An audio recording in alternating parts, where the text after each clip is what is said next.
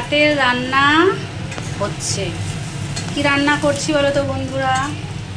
দেখে তো বুঝতেই পারছো যে বড়া, কিন্তু দেখে কি এটা বলতে পারবে যে এটা কিসের বড়া? এই বড়া করতে গেলে না প্রচুর তেল টানে, প্রচুর প্রচুর। তো এটা কি দেখে বলতে পারবে এটা কিসের বড়া? এটা কিন্তু ডালের বড়া না, যে ডাল পেটে বা মিক্সিতে ইয়ে করে যে পেস্ট করে যে ডালের বড়া করছি ওরকম কিন্তু নয়। যাই হোক, বলেই দিই, দেখে যদি বলা যেত তাহলে তো মানুষের কোনো ব্যাপারই ছিল না, সব কিছুই বলে দিতে পারা যাবে, তাই না? এসব বড়াটা দেখে বলা যায় না। এটা হলো সয়াবিন, সয়াবিন বুঝেছো? সয়াবিনটাকে পেস্ট করেছি। অনেক মাস আগে একবার সয়াবিনের মুইঠা বানিয়েছিলাম, খুব সুন্দর খেতে হয়েছিল, একদম বেশি করে পেঁয়াজ রসুন দিয়ে মাংসের মতো। তো আজকে না পেঁয়াজ রসুন দিয়ে করছি, কিন্তু মুইঠা আর বানালাম না, কারণ তার একটা কারণ আছে।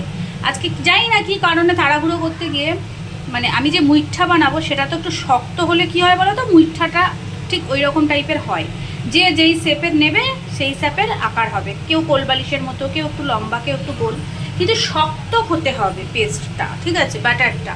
তো আমি জানি না কি কারণে, আমি কিন্তু এগুলো ভালো পারি, কিন্তু কোনো কারণে আজকে হয়তো সয়াবিনটা হয়তো ভালো করে আমার চেপড়ানো হয়নি সেদ্ধ করার পর, তো নরম হয়ে গেছে। এবার তাতে আমি সুজি দিয়েছি, বেসন দিয়েছি অনেকটা করে, তাতে শক্ত হয়েছে, কিন্তু মুইঠা বানাতে গেলে ঠিক যতটা শক্ত সেরকম না।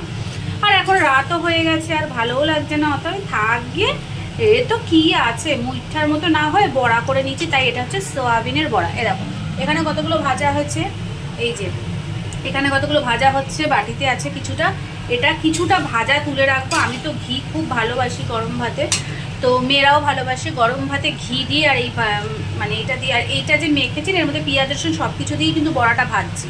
তো কিছুটা ভাজা তুলে রাখবো, ঘি দিয়ে খাবো। আর বড়মশাই তো ঘি খায় না, এখন ও কী দিয়ে খাবে জানি না।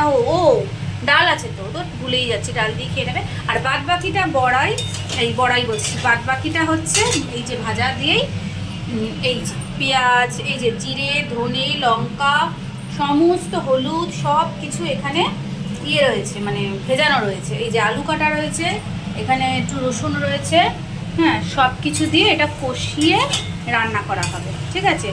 একই রকম মুইঠার মতোই হয়েছে, শুধু কি মুইঠা মানে কোলবালিশের মতো ওটাকে ওইভাবে করলে এটা মুইঠা বলে, আমি যেটা বড়ার মতো করে ফেলেছি, নরম হয়ে গেছে বলে। তো চলো, বড়াগুলো ভাজা হয়ে গেছে ভিডিও করতে করতে, এবার এগুলো নামিয়ে নিই, ঝটপট রান্নাটা সেরে নিই।